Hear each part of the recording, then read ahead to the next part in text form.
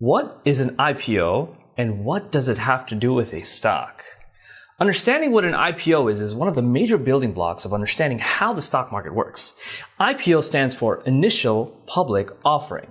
Before we get into what that means, let's first understand that companies do an IPO to raise capital or money. Companies have various reasons to raise capital. It could be for expansion of business, marketing needs, or raising funds for a new product. Say you have a bakery called Adrian's Bakery. You've been in business for 6 months at one location and you got a lot of positive feedback from your clients and customers.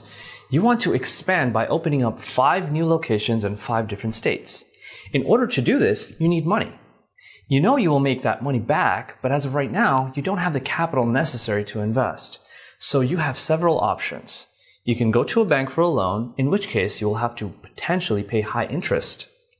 You can go to investors who may want a large percentage of your business in return. You can try to go to your friends and family and ask them for money, but they may not be able to offer you enough. Or you can file for an IPO. Which brings us to the topic at hand. An initial public offering, or IPO, is basically a company or corporation asking the public for a specific amount of money in exchange for shares of that company. That amount of money is divided up into hundreds, thousands, or millions of pieces called security, also known as stocks, and then are purchasable by anyone trading in the stock market. To further explain, say you need $5 million to open up these 5 locations.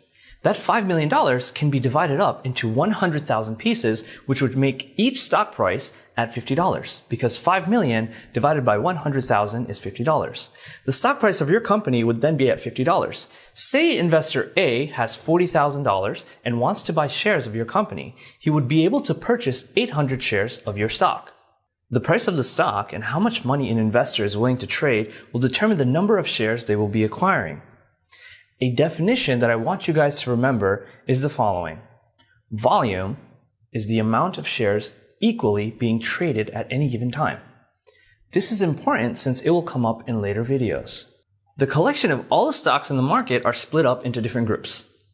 These groups are called indexes. Depending on the type of stock and various other factors, a given stock will be placed in a specific index.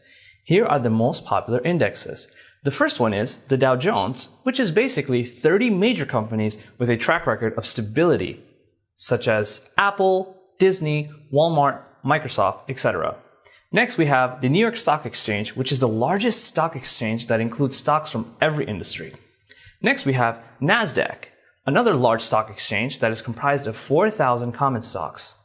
There is also the S&P 500, which is a mid-sized stock exchange comprised of 500 stocks.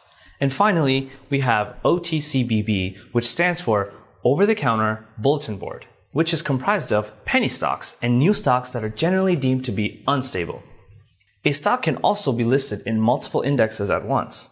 It is generally assumed that the popular stock indexes mentioned are more stable than some of the other less popular indexes.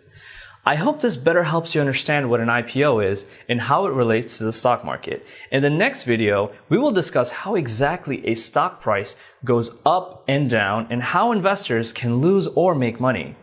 I'll see you guys at the next video.